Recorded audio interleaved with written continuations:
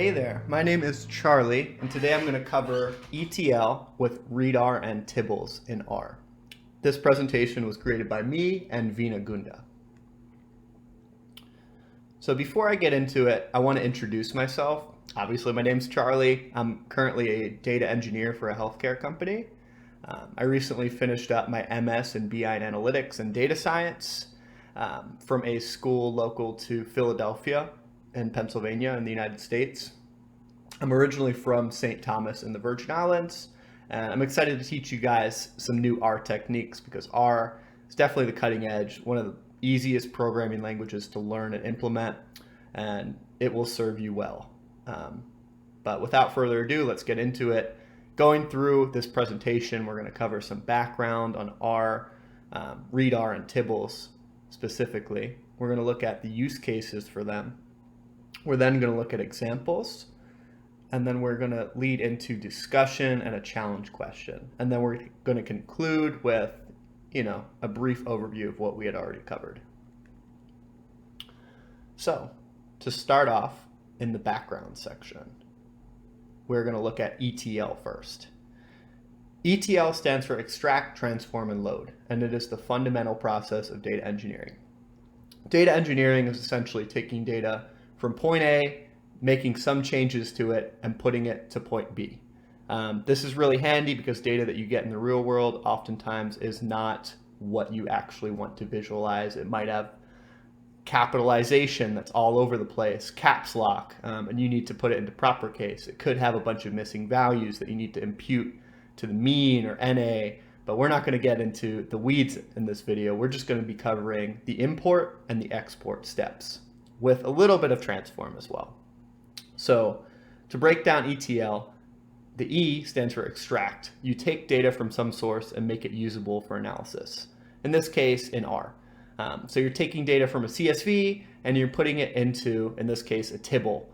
It could be a data frame as well, and then you're able to work with that and make some changes and then export it as needed. The transform step is where those changes would be made. It's the T in the ETL, and it changes the data to standardized formats, add rows, columns, impute missing values, etc. And then the load step is essentially the inverse of the extract step. You are moving the data from R to any other specified file or database. You can export a CSV, you can load it into Postgres, which we're not going to be covering today, but it's essentially making the data usable for whatever BI tool or whatever API you're actually going to be using it for. And data engineering, like I said, is moving data from point A to point B and transforming the data as needed. Data scientists also use data engineering. There are dedicated data engineers like myself, but what you're going to get exposure to today is essentially all that you really need to know if you did have rectangular data, which is, in my opinion, the easiest data to work with. So ETL's extract and load steps are made easier by using readr functions, which create and use tibbles. And don't worry, we're going to cover what they are in a second. So for the background section, we are going to be looking at readr. Readr, in other words, read rectangular, is a powerful tool that can be used in R to import and export rectangular data. Rectangular data looks like a typical table. Down here to the left, what you'd see in Microsoft Excel and a CSV, etc. And it can take many forms, and CSV, in my opinion, is what you're going to see a lot of. When you look online for a data set on Kaggle, you're going to see a CSV. In my work, all I see is CSVs. But readr can speed up ETL processes, specifically the extract and load processes. And this saves time and money for businesses. As you guys know, there's cloud computing in this day and age. Cloud computing still costs money.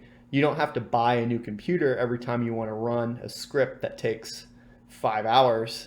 You can outsource that to AWS, Azure, any other cloud provider. But computing power costs money, so the least amount of computing power that you can use, the better. And readr helps to actually maximize these processes in most cases. I'm actually going to show you an example where it doesn't. So some more background on readr. readr is usually faster than baseR read and write, and thus it is preferable for importing, exporting rectangular data in most cases. As you can see down here with this little illustration, read.csv versus read_CSV, which one do you think is readr and which one is baseR? I'll give you a second. If you guessed over here, read_CSV is readr, you are correct. Read.csv is a function that is in baseR. You don't need to import the tidyverse, anything like that. You can just get going with this guy. But it is usually 5 times faster than read.csv from baseR, which I thought was kind of surprising, and I went and tested it out, and for my specific CSV, it was not faster. I don't really understand why, but if you were to step through, there's just certain cases where one process is faster than another, and you're just going to have to test it out on your own. But overall, readr should save computing power and time, especially so for large data sets. And some more background. We have the read underscore functions and the write underscore functions. Instead of write dot and read dot in baseR, this is what you're going to see in readr. So the read functions, you extract rectangular file, as we saw before, the table, to an R tibble. Read_CSV, the most common, it reads in comma delimited files, comma separated values. TSV, tab delimited. Delim reads in files with any other delimiter. Suppose they had a semicolon to delimit everything, then you could read it in that way.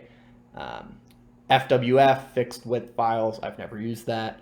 And Apache style log files, I've never used that either, but it's something you can use. There's several more of these. If you want to see the full list, I would recommend checking out the R documentation, which is very simple.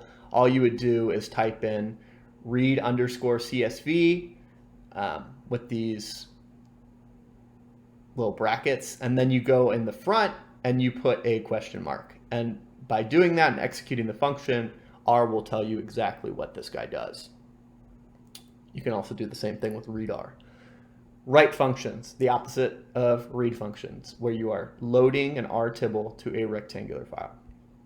Write_CSV writes comma delimited files. Same thing with TSV and delim. It's just different formats, and it doesn't really matter too much for what you are working with. It's just what file format works best for you from a storage perspective and for transportation.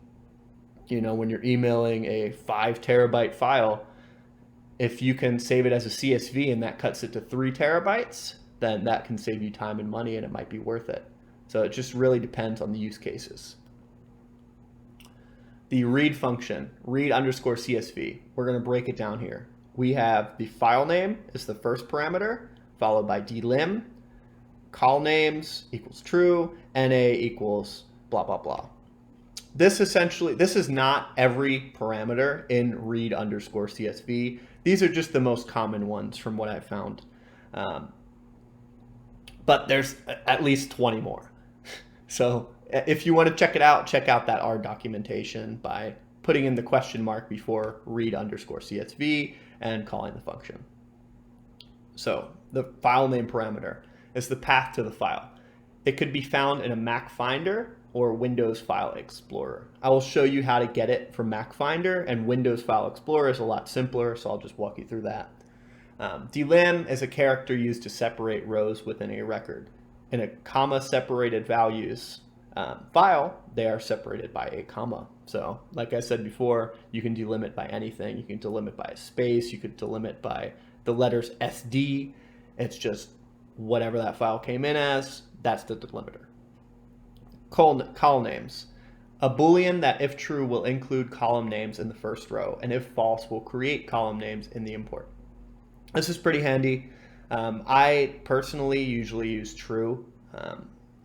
I can't really think of a situation where a CSV would come in without labeled columns, but if it did, you could easily change that in the CSV itself using Excel, but that's getting ahead of ourselves here. But NA is a vector that interprets missing values. That I think is pretty important here, and it's the highlight of this function.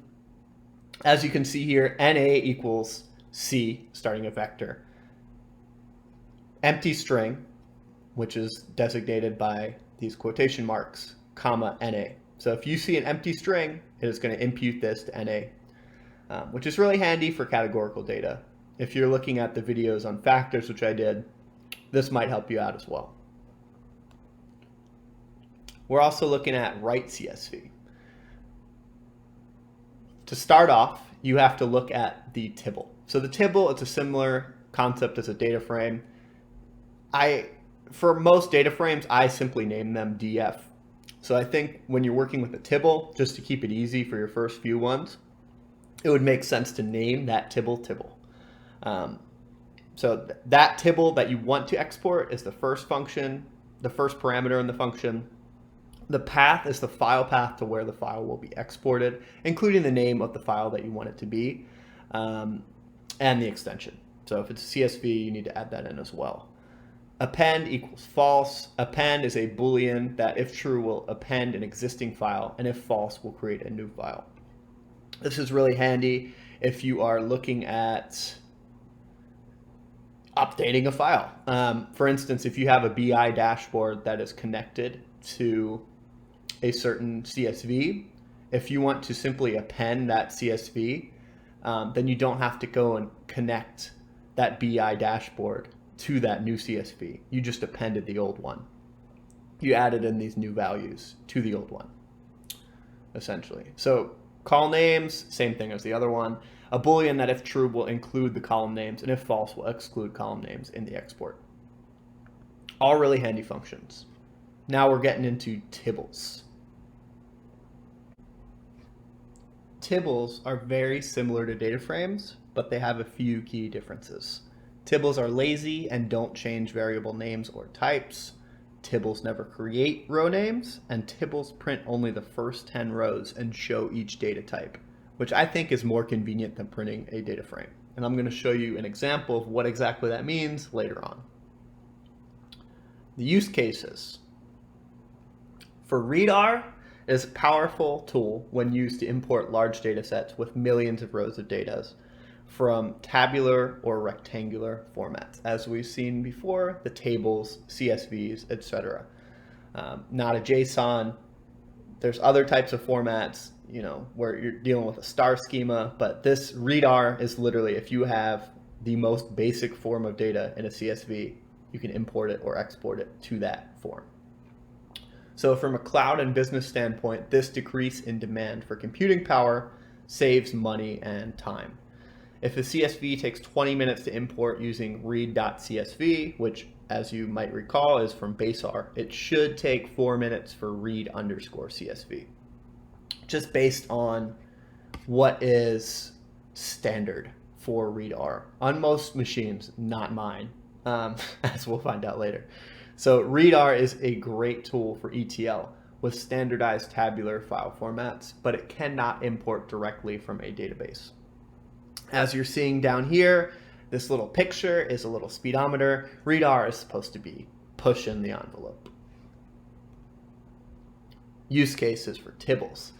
Tibbles are created using readr import functions, and data frames are created using baseR import functions. That's a main difference between them. As you will see soon, printing a tibble is a lot more convenient than printing a data frame for a few key reasons. And working with tibbles is just as simple as working with data frames. It's not reinventing the wheel here. There's just a few advantages to using them that can help speed up processes and speed up analysis, which is the name of the game. Tibbles are superior for viewing data at a glance using print functions. And data frames change the name of variables. Spaces become periods, whereas tibbles preserve variable names. This is a case of essentially what would be missing, right? So if spaces are in a data frame, if they're imported using read.csv and you have a space, it's going to become a period, but Tibbles never do that. That's the main difference between them. The number of rows displayed using print functions can be modified for Tibbles using print n equals the number of rows and width equals the number of columns. You just substitute in, do you want to see 100 rows and 3 columns? You can do that here. But after you do this, you can call a Tibble and it will print that number of rows and that number of columns, which is pretty handy. You can't do it with the data frame. So as_Tibble can convert a data frame into a Tibble, which I'll show you guys later. And add_row and add_column can be used to add rows and columns to Tibbles easily. Now we're going to get into some examples, which is really the practical use of Tibbles and readr.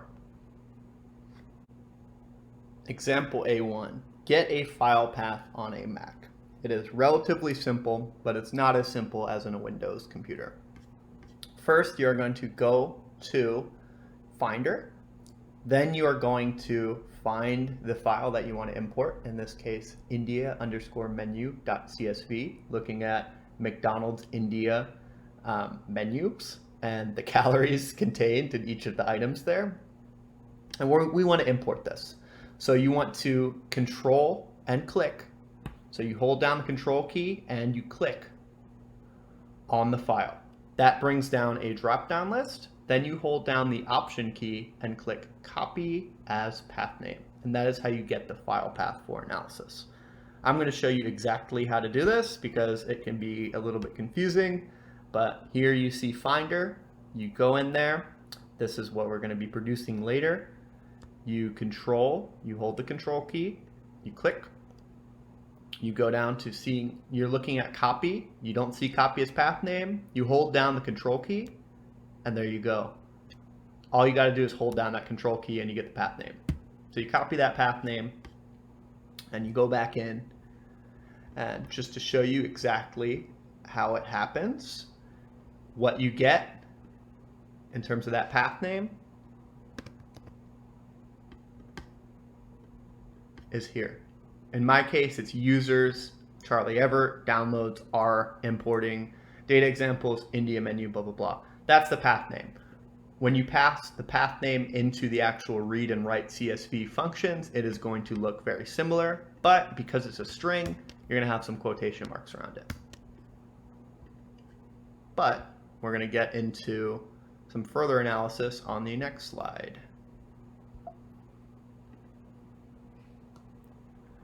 Example A2, installing and loading readr. So before using readr, you must install the tidyverse. If you haven't already done so, most people already have. When you start it up, it's the first thing you might do. And I don't know what order you're watching these videos in, but in case you haven't, all you have to do is install.packages tidyverse.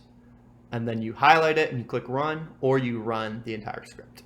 So once tidyverse is installed, which is going to take a few minutes, you load and attach readr by calling the library readr function. Example A3, reading the CSV to a Tibble. So use the read_CSV function to extract the CSV using the file path from A1 into a Tibble. And the data is from Kaggle. It is obviously, as I said, McDonald's India menu nutrition facts. I thought it was pretty interesting to look at. What you do is essentially, or what I do, is assign file path as that file path that I just got.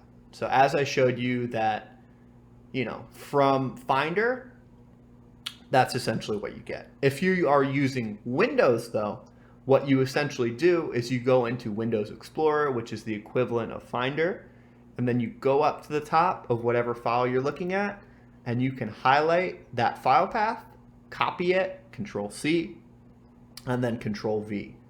You put it there, you put it in quotations, and then assign it to whatever variable. Then to keep it simple, this file path up here, using the read_CSV function, is assigned to Tibble, which is a Tibble. As I said, most people use DF to reference a data frame, especially when starting out, but for me, I just find it handy to use tibble. The tibble is what we get from that data set. And then we want to print the tibble. Now, what do we see when we print the tibble? We see each attribute name, so menu category, menu items, per serving size. These are all columns in the data set. We also see the data types. Calories, are they a double? I wouldn't say they are. Protein, double, etc. Menu items, characters. So it specifies those key things, and it also shows the first 10 rows. And it doesn't print the entire data frame, which can take time, especially if it's a very large one. Example A4, base R versus read R time. This is what really surprised me throughout this entire experiment. Read R is supposed to be 5 times faster than base R, at least. But in my case, for this McDonald's CSV, it was not by a significant margin. So in order to check this out, we need to use the system.time function to compare the time it takes to import the same CSV using base R and read R.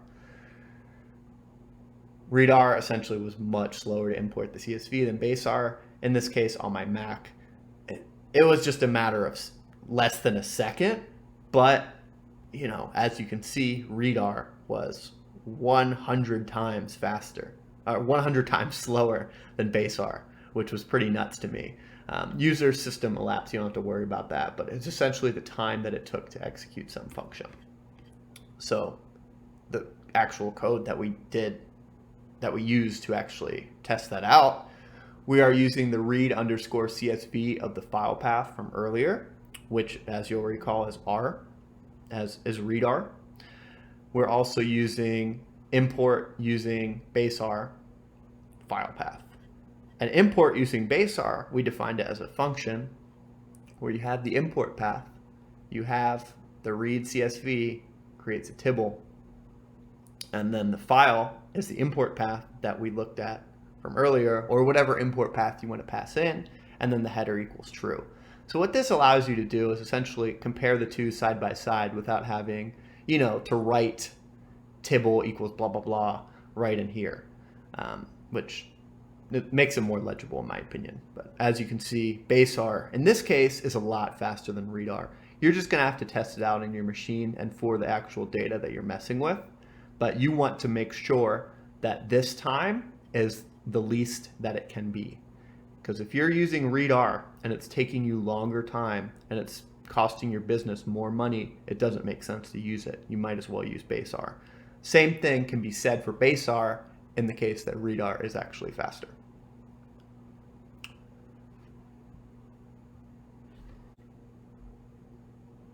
Example B1, transforming the tibble that we created.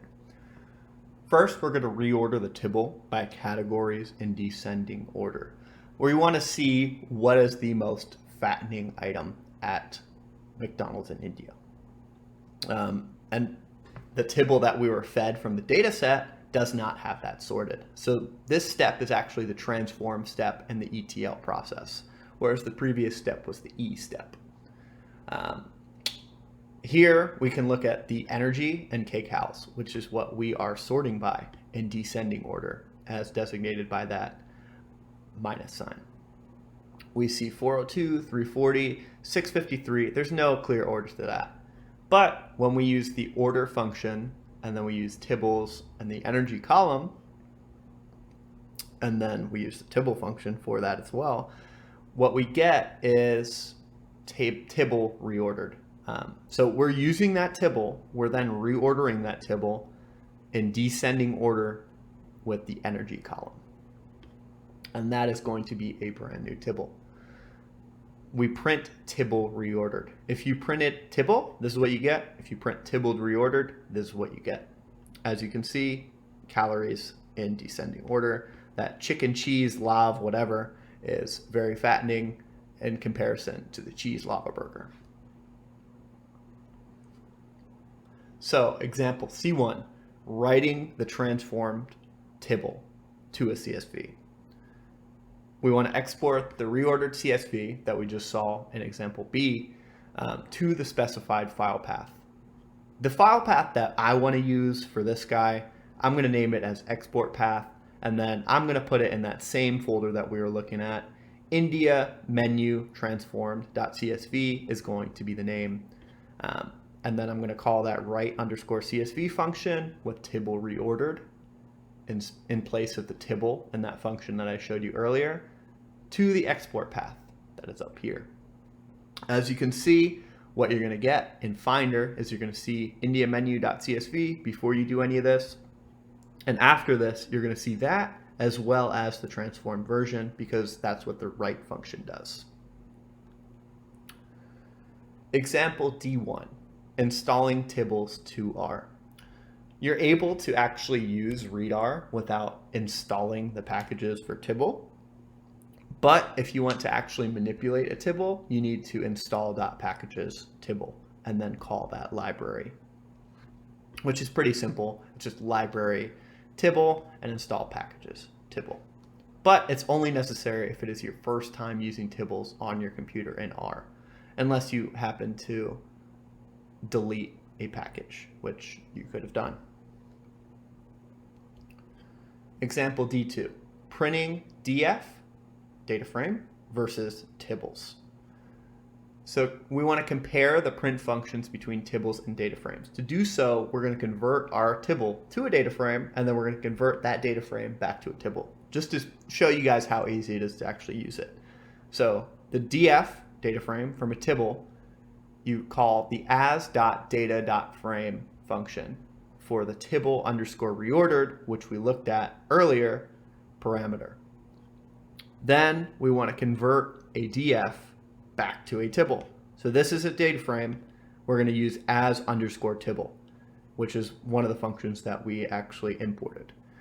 df underscore from tibble goes to tibble underscore from df. So tibble underscore df from df is a tibble.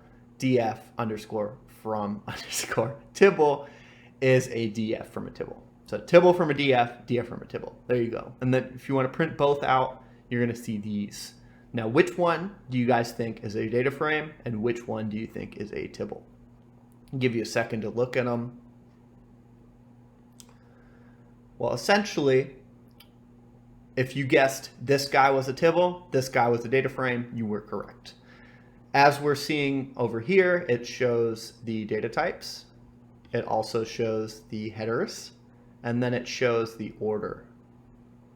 Whereas if you simply look at a data frame, it doesn't show, it does show the headers, it doesn't show the data type. And it's not formatted as nicely in a lot of ways. With a tibble, it'll show with 131 more rows and 9 more variables, depending on how cut off it is. Whereas with a data frame, it won't say anything like that, and it will literally print the entire data frame. So if you have a data frame with 1,000,000 rows, it might take you a while to actually sort through it. Versus a tibble, you can just see it at a glance, and you can see everything very, very easily. Example E1, we're going to look at the tribble function. The tribble function can be used to create a tibble with specified column headers. As we're going to look at in this example, we're going to create an example underscore tribble. And to create this, we're going to assign it tribble. And then we're going to specify players and points as columns. And then Michael is in the player column. Patrick is in the player column. 35 and 40 are in the points columns. And we're going to create this tribble, very similar to a data frame. You can also create it from vectors. And then we're going to print it out. Example underscore tribble is what I put in, and what we get is on the right here, where we see the data type, double versus character, and we see that it's a 2x2 tibble. Discussion. So what reasons could there be that readr was slower to import the example CSV than base R? This is really just a matter of debate. It just depends on your computer. It depends what works best for you. If you're on a Windows computer, perhaps readr might be more worthwhile, but it could also just be that I have an old Mac and it's just slow, and perhaps it was just that time of day when I pressed that button, it just didn't work right. It really just depends. There's a lot of different variables, and I am absolutely not someone to get into the hardware specifications of why something is slower. It could also have to do something with the function itself. If you look into data structures and algorithms classes with big O notation, you might be able to actually break down what makes readr slower, specifically in my case, than read.csv. So, next question, why bother using readr functions instead of baseR functions? This could really have to do with a lot, but it typically has to do with speed and accessibility. Do you want to import a tibble or a data frame? That's the one absolute that you can really have there, because as you've seen, read.csv was a lot faster than read_CSV. Third question, which examples, A through E, demonstrated each step in the extract, transform, and load ETL process? I'll give you a hint, it has to do with the first three. The first three, A, B, and C. Which one is which? So what does rectangular mean in terms of data? And how do tibbles differ from data frames? The challenge that I want you guys to try out, you can modify this in any way that you want, but it's always good to have hands-on experience instead of just listening to someone talk about something. I want you guys to create a small Excel file that lists the amount of time in minutes that you spend on each activity during your morning routine. Brushing teeth, putting on clothes, commuting to work, etc. And then save it as a CSV, then extract it to an R tibble. Hint, you're gonna have to use the readr function in order to do this. You could use read.csv, but then you're going to have to convert that data frame into a tibble for it to be a tibble. I then want you to add a new column to the table that is filled in with your level of enjoyment for each task. Do you really enjoy brushing your teeth? Is it the best thing that you do all day? Then put a 10. Do you really hate showering in the morning? Maybe put that down as a 1, and etc. You do that. And then export that to your desktop with the name my_morning_routine.csv. And all of that is relatively simple. Just look back at the previous slides and the examples, and you should be able to do that in just a few minutes. So in conclusion, there are a few key takeaways. In terms of background, readr is useful for ETL processes for rectangular data. Tibbles are very similar to data frames and are the results of readr imports in comparison to data frames. Use cases. Readr is usually preferable to baseR to save time and computing resources to extract and load data. You can also import things as tibbles, which makes it a lot easier to print them, which I think is a pretty handy use case. So tibbles have a few key advantages over data frames, especially when printing them. And the example section. Data engineering in R with rectangular data is simple, although readr is not always quicker than baseR. And tibbles display more information when printed than data frames. Something to note that I learned from this lesson is to really check out what the claims are for a lot of these libraries and packages. If readr says that it imports CSVs 5 times faster, check it out. If it doesn't work for you, then maybe use a different library, different package. It just doesn't make sense to take anybody at their word. There could always be bugs. In my case, it might have been some sort of bug. It could have been because the data was so small. If you called readr, it was actually more inefficient than baseR. But I'm not going to speculate on that. Overall, thank you so much for listening. There's a ton of other videos. Please check them out. And thank you so much for learning with me. Have a great night.